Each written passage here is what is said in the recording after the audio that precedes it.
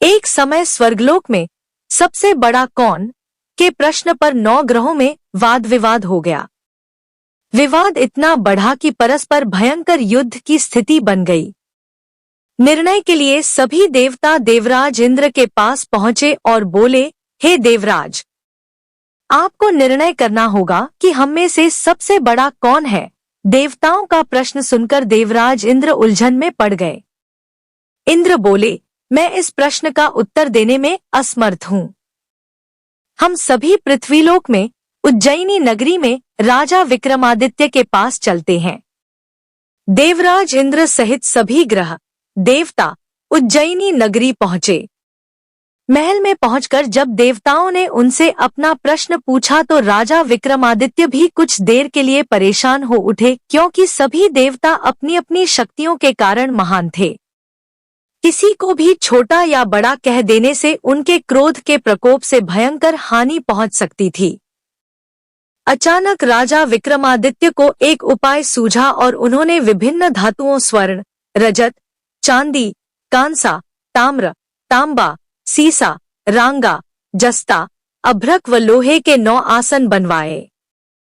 धातुओं के गुणों के अनुसार सभी आसनों को एक दूसरे के पीछे रखवाकर उन्होंने देवताओं को अपने अपने सिंहासन पर बैठने को कहा।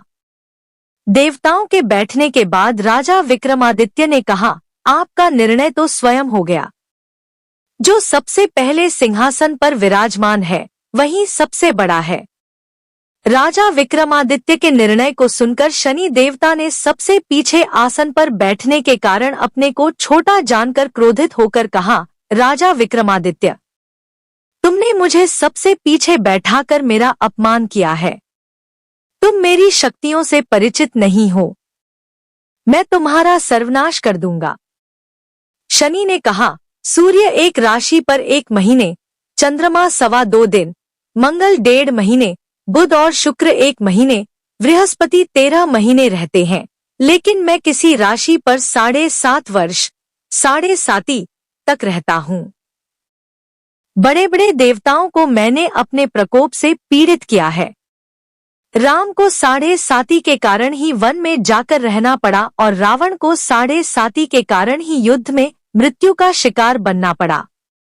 राजा, अब तू भी मेरे प्रकोप से नहीं बच सकेगा। इसके बाद अन्य ग्रहों के देवता तो प्रसन्नता के साथ चले गए, परंतु शनिदेव बड़े क्रोध के साथ वहां से विदा हुए।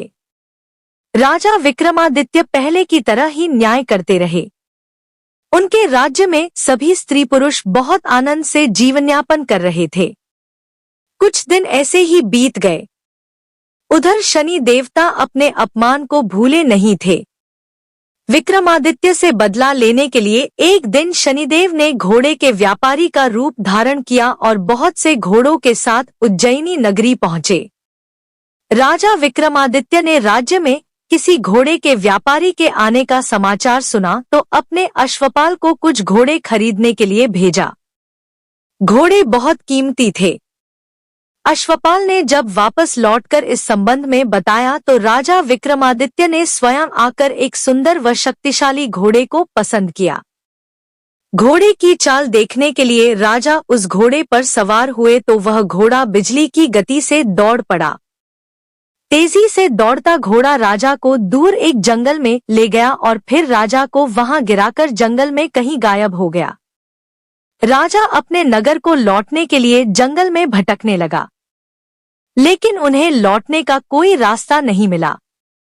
राजा को भूख प्यास लगाई। बहुत घूमने पर उसे एक चरवाहा मिला। राजा ने उससे पानी मांगा। पानी पीकर राजा ने उस चरवाहे को अपनी अंगूठी दे दी। फिर उससे रास्ता पूछकर वह जंगल से निकलकर पास के नगर में पहुंचा।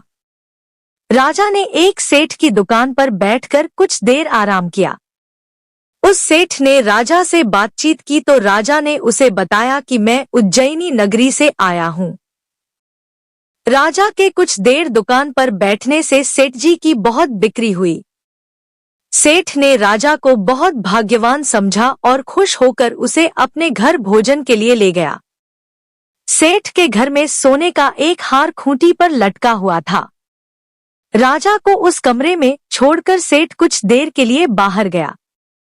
तभी एक आश्चर्यजनक घटना घटी। राजा के देखते देखते सोने के उस हार को खूंटी निगल गई। सेठ ने कमरे में लौटकर हार को गायब देखा तो चोरी का संदेह राजा पर ही किया, क्योंकि उस कमरे में राजा ही अकेला बैठा था। सेठ ने अपने नौकरों से कहा कि इस परदेसी को रस्सियों से बांधकर नगर के राजा के पास ले चलो। राजा ने विक्रमादित्य से हार के बारे में पूछा तो उसने बताया कि उसके देखते ही देखते खूंटी ने हार को निगल लिया था। इस पर राजा ने क्रोधित होकर चोरी करने के अपराध में विक्रमादित्य के हाथ पांव काटने का आदेश दे दिया।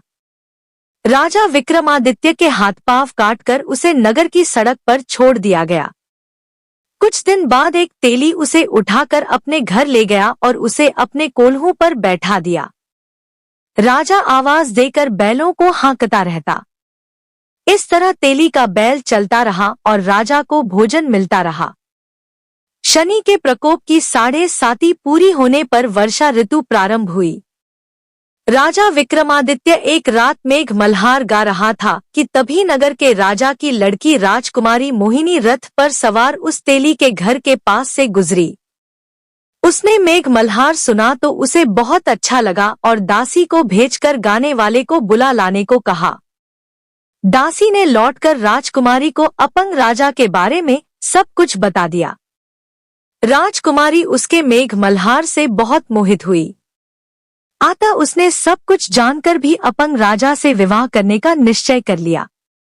राजकुमारी ने अपने माता पिता से जब यह बात कही तो वे हैरान रह गए। रानी ने मोहिनी को समझाया, बेटी, तेरे भाग्य में तो किसी राजा की रानी होना लिखा है, फिर तू उस अपंग से विवाह करके अपने पांव पर कुल्हाड़ी क्यों मार रही है। राजकुमारी ने अपनी जिद नहीं छोड़ी। अपनी जिद पूरी कराने के लिए उसने भोजन करना छोड़ दिया और प्राण त्याग देने का निश्चय कर लिया। आखिर राजा रानी को विवश होकर अपंग विक्रमादित्य से राजकुमारी का विवाह करना पड़ा। विवाह के बाद राजा विक्रमादित्य और राजकुमारी तेली के घर में रहने लगे। उसी रात स्वप्न में शनिदेव ने राजा से कहा, राजा, तुमने मेरा प्रकोप देख लिया। मैंने तुम्हें अपने अपमान का दंड दिया है। राजा ने शनिदेव से क्षमा करने को कहा और प्रार्थना की, हे शनिदेव, आपने जितना दुख मुझे दिया है अन्य किसी को न देना। शनिदेव ने कुछ सोचकर कहा, राजा, मैं तुम्हारी प्रार्थना स्वीकार करता हूँ। जो कोई स्त्री पुरुष मेरी पूजा करेगा, शनिवार को व्रत करके मेरी व्रत कथा सुनेगा, उस पर मेरी अनुकंपा बनी रहेगी। प्रातःकाल राजा विक्रमादित्य की नींद खुली तो अपने हाथ पांव देखकर राजा को बहुत खुशी हुई। उसने मन ही मन शनिदेव को प्रणाम किया। राजकुमारी भी राजा के हाथ पांव सही सलामत देखकर आश्चर्य में डूब गई। तब राजा विक्रमादित्य ने अपना परिचय देते हुए शनिदेव के प्रकोप की सारी कहानी सुनाई। सेठ को जब इस बात का पता चला तो दौड़ता हुआ तेली के घर पहुंचा और राजा के चरणों में गिरकर क्षमा मांगने लगा। राजा ने उसे क्षमा कर दिया क्योंकि यह सब तो शनिदेव के प्रकोप के कारण हुआ था। सेठ राजा को अपने घर ले गया और उसे भोजन कराया। भोजन करते समय वहां एक आश्चर्यजनक घटना घटी। सबके देखते देखते उस खूंटी ने हार उगल दिया। सेठ जी ने अपनी बेटी का विवाह भी राजा के साथ कर दिया और बहुत से स्वर्ण आभूषण, धन आदि देकर राजा को विदा किया। राजा विक्रमादित्य राजकुमारी मोहिनी और सेठ की बेटी के साथ उज्जैनी पहुंचे तो नगरवासियों ने हर्ष से उनका स्वागत किया। अगले दिन राजा विक्रमादित्य ने पूरे राज्य में घोषणा कराई कि शनिदेव सब देवों में सर्वश्रेष्ठ हैं। प्रत्येक स्त्री पुरुष शनिवार को उनका व्रत करें और व्रत कथा अवश्य सुने। राजा विक्रमादित्य की घोषणा से शनिदेव बहुत प्रसन्न हुए। शनिवार का व्रत करने और व्रत कथा सुनने के कारण सभी लोगों की मनोकामनाएं शनिदेव की अनुकंपा से पूरी होने लगी। सभी लोग आनंद पूर्वक रहने लगे।